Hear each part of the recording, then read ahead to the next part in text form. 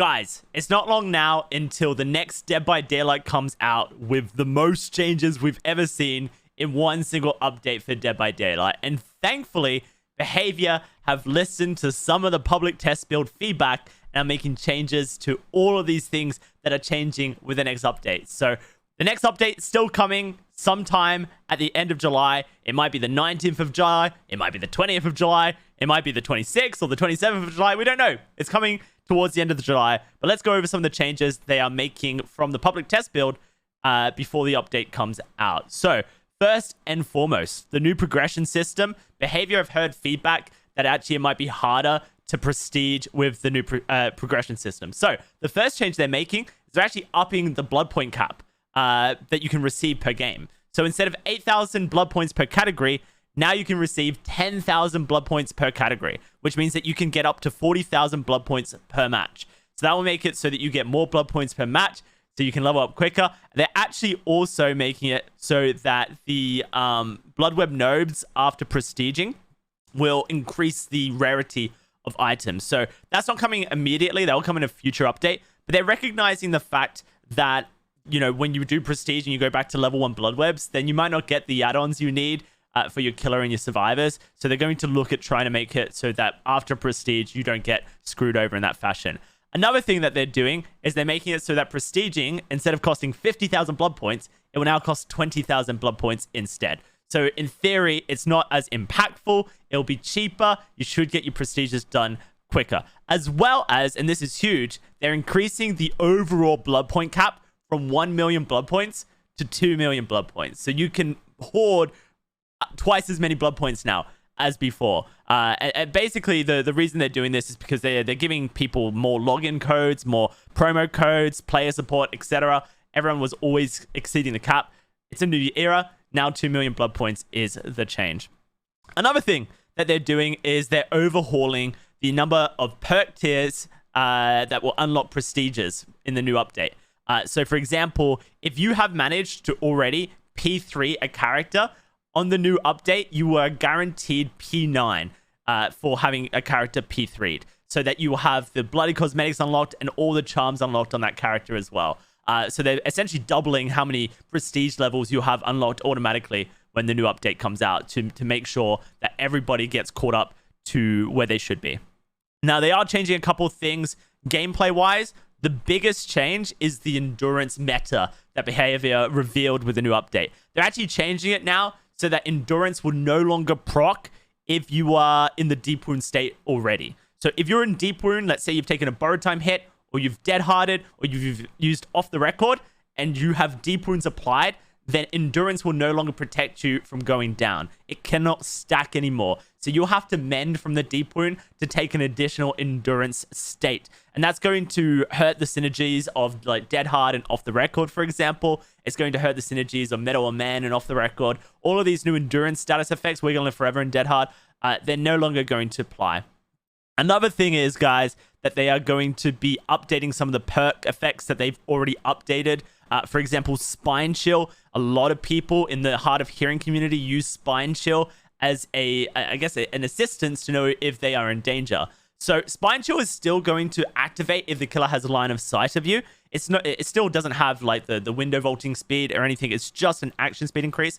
However, they're going to add a visual indicator to Spine Chill that displays the terror radius strength. And BHVR recognizes that this is a short-term fix, so they're working on a long-term fix for the hard of hearing community so that they have something. Potentially, it'll be like the heartbeats from Dead by Daylight Mobile, and you'll be able to enable the heartbeat monitor that Dead by Daylight Mobile has. But for now, you will be able to use Spine Chill, and it will show you a visual indicator of the terror radius strength.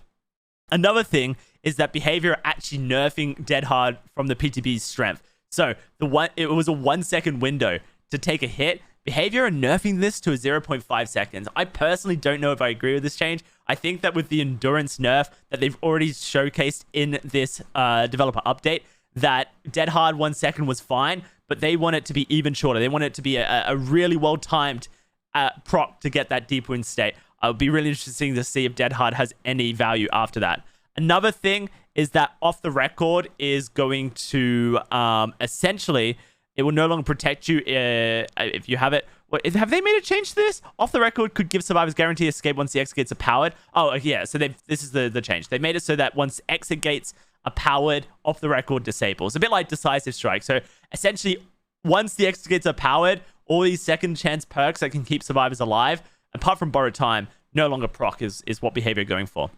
They have completely shut down the overcharge buff that they've given here. So instead of it being 100%, increasing to 400% over 30 seconds, they're going to make it so it starts regressing at 75%, which is actually slower than a normal kick, and it increases up to 200% over the course of 30 seconds, which means that it takes 12 seconds to reach a normal generator regression rate with overcharge. Now, you can still stack this with Call of Bryant, but basically behavior recognized that Call of Bryant and overcharge was too impactful as a perk combo, and they don't want to allow killers to have that for them. Botany Knowledge is actually getting a slight nerf from the PTB value. So it now is 50% increased healing speed, but it now has a 20% efficiency penalty to medkits. So the idea is you can't bring a green medkit and use the green medkit with Botany Knowledge. You have to have extra charges to use your medkit with Botany Knowledge. So they want to make the effectiveness of medkit less with Botany Knowledge. They're adding a nil sound effect cue whenever distortion procs, so that you'll never miss if distortion is active, which is just nice so that you know whether or not you're being hidden from the killer. Another interesting one is that Iron Will is basically going to no longer work whilst exhausted. So that means that if you are exhausted, the Iron Will value goes away. But one of the things that they've recognized is that some survivors are quieter than others, like Ace, for example. And so what they're going to be doing in a future update is reviewing the volume levels of every survivor.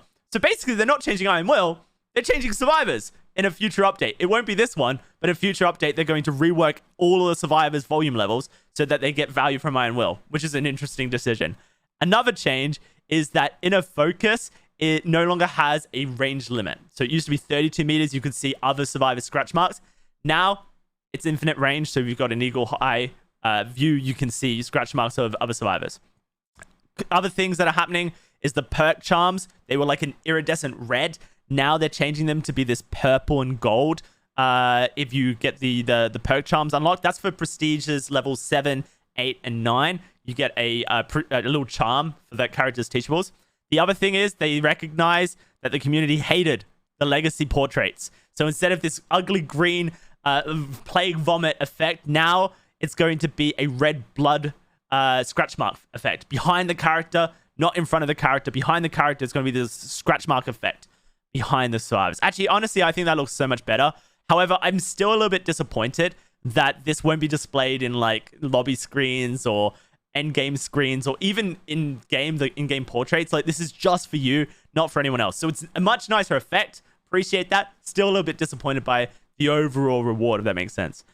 Here are the prestige icons, by the way, all the way up to 100. So it starts off in ash, then it goes bronze, then it goes silver, then it goes gold, then it goes iridescent, and then when they have some interesting ones for 30, 55, 80, and 100. And what I'm very interested by is behavior have decided to change the effects at 30, 55, 80, 100. Does that mean in the future that we're going to get something unlocked at 30, 55, 80, 100? If that's the case, that's really cool. Anyway, guys, that is the changes coming to the new update that's coming at the end of July. I just thought I would share you the changes since they've put out an update saying that they're fixing some things from the PTB. I still think there's a lot of issues to come. I'll actually upload a video soon showcasing some of the things I think need to be fixed, and hopefully behavior can recognize that for a future update. So let me know in the comments if you're happy with these changes, and I'll catch you guys on the next video. Bye.